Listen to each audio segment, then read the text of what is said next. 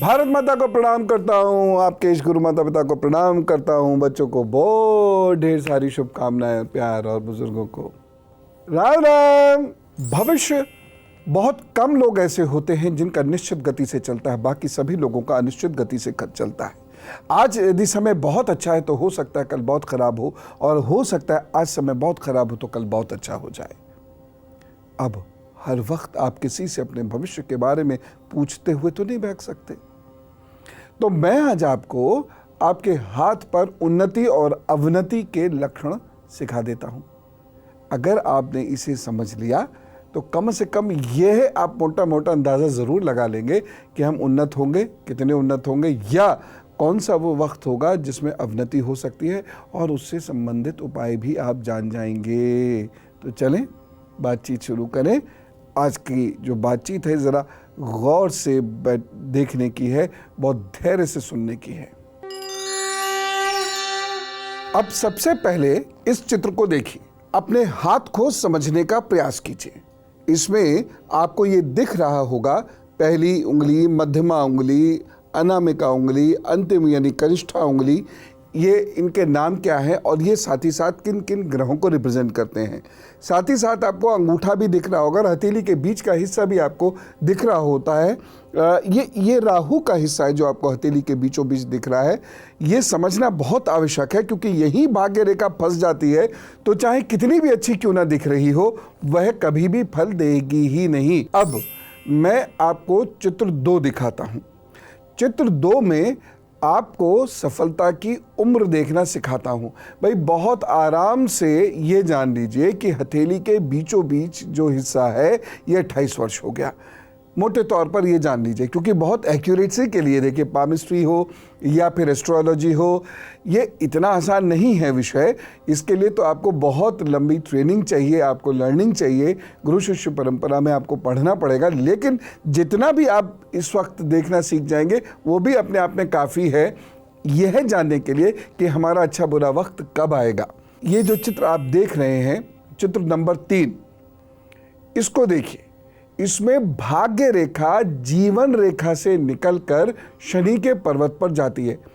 अब आप ये अच्छे से जानते हैं, आप में से सब अब सीख चुके हैं भाग्य रेखा क्या है, जीवन रेखा क्या है, शनि का पर्वत क्या है, सब लोग जानते हैं। लेकिन यहाँ पर ये देखिए कि जीवन रेखा से भाग्य रेखा शनि के पर्वत पर जा रही है। गौरतलब बात यह है कि इसकी चाल बिल्कुल सीधी है और इसका अर्थ है कि ऐसे व्यक्ति को सब कुछ पका पकाया मिल जाएगा। बड़े लकी होते हैं ऐसे लोग। परंतु ऐसे व्यक्ति को कुछ महत्वपूर्ण बातें बहुत ध्यान में रखनी होंगी। वो परिवार के संस्कारों में, कार्यों के सहयोग से ही आगे बढ़ेगा और माता पिता की मदद से ही वह आगे बढ़ेगा। यदि आपके हाथ में ऐसी रेखा है तो ये तय पाइएगा कि आप माता पिता की मदद से आगे बढ़ेंगे। उपाय हैं, इसलिए चिंता की बात नहीं। जिनके भी ऐसी रेखा है वो मेहनत की आदत डालें, सूर्य को नियमित जल दें, पूर्णमासी का स्नान करके बुजुर्ग महिलाओं को दान दें, सफ़ेद वस्त्र और चांदी शरीर पर अवश्य धारण करें, मोती की माला से ओम श्राम श्रीम श्रोम सह चंद्रमसे नमः का जप रोजाना किया करें, कम से कम 21 बार। अब मैं आपको दिखाता हूं चित्र नंबर 4। इस हाथ में बार बार बदलाव है।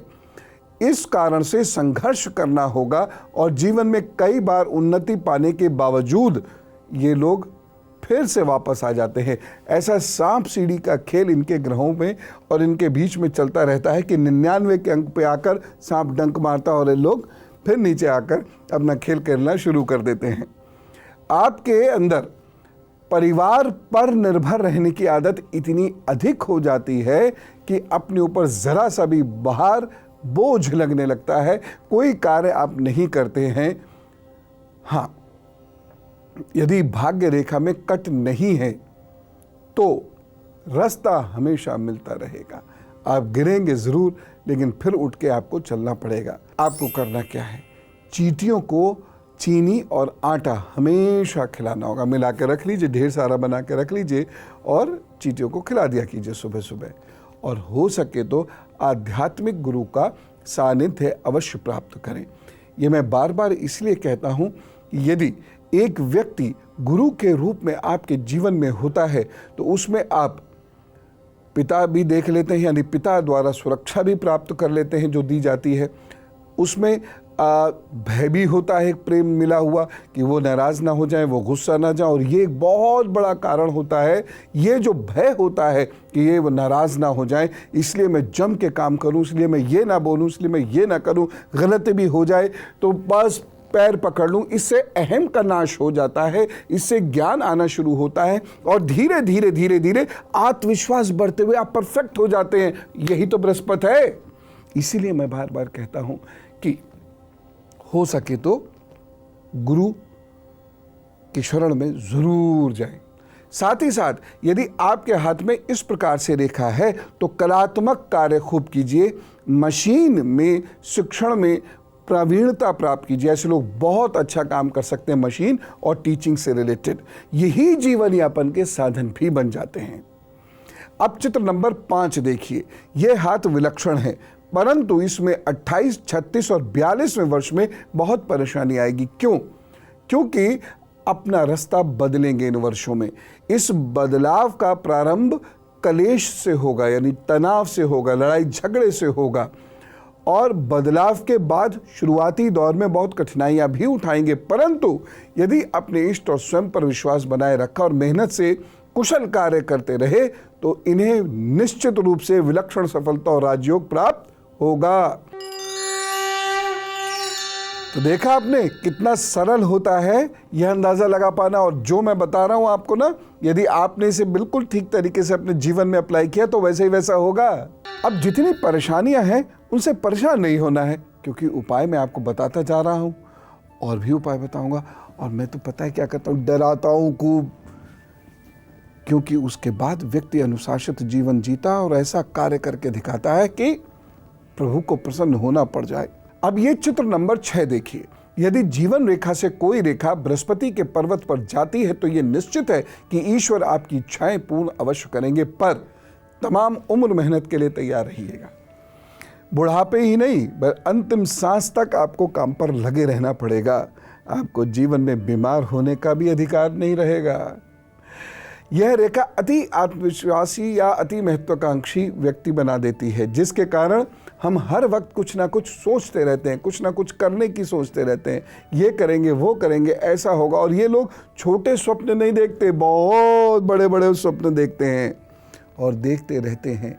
ये तय है कि उनमें से बहुत सारे स्वप्न प्रभु पूरे भी कराते हैं, परंतु ये भी तय है बहुत ज़्यादा स्वप्न देखने की वजह से ये लोग अपने ही दिमाग में इतना उलझ जाते हैं कि संघर्ष उत्पन्न होता है या ये बीमारी भी पकड़ते हैं। तो आप लगातार ये जान रहे हैं कि कौन से शुभ संकेत होते हैं, कौन से अशुभ संकेत होते हैं और उनके उपाय। देखिए, जीवन में उपाय ज़्यादा महत्वपूर्ण है, तो उपाय ज़रूर कीजिए, अन्यथा ज्योतिष से भविष्य जानकर क्या करेंगे।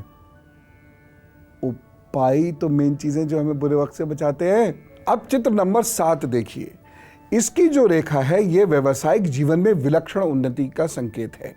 इस रेखा वाले व्यक्ति को मैं यह कह देता हूं कि आज वर्तमान में यदि आप भिक्षाटन करके भी भोजन प्राप्त कर रहे हैं तब भी चिंता मत करना, भविष्य तुम्हारा होगा और भविष्य इतना तुम्हारा होगा कि हजारों लोगों के तुम निवाले का इंतजाम कर सकोगे। अब मैं चाहता हूं आप चित्र नंबर 8 देखिए, क्योंकि यह मामला थोड़ा गड़बड़ है। ये अगर रेखा है तो बार बार हानि होगी और छोटी से छोटी उन्नति के लिए बहुत चप्पलें घिसनी पड़ेंगी। घर परिवार के कारण ही परेशानी आएगी और घर परिवार की वजह से आपकी उन्नति रुकेगी। उपाय कर लेना। व्यवसाय और परिवार से संबंधित मुकदमे भी लड़ने पड़ सकते हैं। उपाय कितने सरल हैं। वाणी दोष नहीं रहने दीजिएगा, बस कंट्रोल कीजिएगा। आपको भी पता होगा कि हम किससे गुस्से में बोले हैं। हम अक्सर लोगों से गुस्से में ही बोलते हैं, या तंज मारते हुए, तंज मारना यानी कटाक्ष करना, ये बहुत ही बड़ा गंभीर वाणी दोष माना जाता है। किसी को गाली देने से अधिक ज़्यादा गंभीर दोष ये माना जाता है और ऐसे व्यक्ति जीवन में कभी स्थिरता प्राप्त नहीं करते। आप खुद सर्वे करके देखिएगा। अपने इष्ट और गणपति जी को जीवन भर प्रातः पूजा में सुपारी अर्पित करें। साथ ही साथ आम अथवा बरगद का बांदा हमेशा सफ़ेद धागे में अपने गले में पहने। मैं आपको बता भी चुका हूं बांधे का अर्थ क्या होता है। ऐसे लोगों को ज़बरदस्त मेहनत की आदत डालनी चाहिए। आध्यात्मिक जीवन जीते हुए तरक्की निश्चित है। और अब गुरु मंत्र। अब ये चित्र 9 देखिए। यदि आपकी भाग्य रेखा जहां ये रेखा रुकी हुई है वहां आकर रुक जाती है तो विवाह के बाद अथवा लगभग 32 वर्ष से स्वास्थ्य या अन्य कारणों की वजह से उन्नति रुक जाएगी। उपाय जरूर कर लीजिएगा अगर आपकी ये भाग्य रेखा यहाँ रुक रही है तो। ऐसे लोगों को काले नीले वस्त्र नहीं पहनने चाहिए, गले में चांदी धारण करनी चाहिए, हर अमावस्या 4 नारियल प्रवाहित होने चाहिए। हमारा वाला प्रवाह जिसमें हम नदी में या नहर में बहाते नहीं हैं, उसके किनारे पर किसी जगह रख देते हैं या वहाँ से छुआकर दो हाथ ऐसे करके और उसके बाद डस्टबिन में डाल दीजिए। नदियों को साफ रखना बहुत बड़ा उपाय है। कुत्तों की देखभाल ज़रूर करें। ये उपाय करिएगा तो आपकी उन्नति रुकेगी नहीं। हाँ, थोड़ा सा संघर्ष बार बार ज़रूर होगा लेकिन आगे बढ़ते चले जाएंगे। अब चित्र नंबर 10 देखिए। ऐसे हाथ में बड़ी विचित्र बातें होती हैं, जीवन में बड़ी उन्नति करते हैं परंतु 36वें वर्ष से सब रुक जाता है। फिर अपनी मेहनत और दिमाग से कुछ नहीं होता। उपाय ज़रूर करें ऐसे लोग, नहीं तो 36, बहुत अच्छा भाग्य होगा तो 42, उसके बाद से डाउनफॉल जीवन में शुरू ऐसा होता है कि 4-6 साल तक डाउनफॉल होते होते ऐसा व्यक्ति एक दिन हिम्मत हारने लगता है। उपाय क्या करने चाहिए? शुक्ल पक्ष के सोमवार रुद्राभिषेक किया करें हर महीने, सबसे बढ़िया इलाज है ये इसका।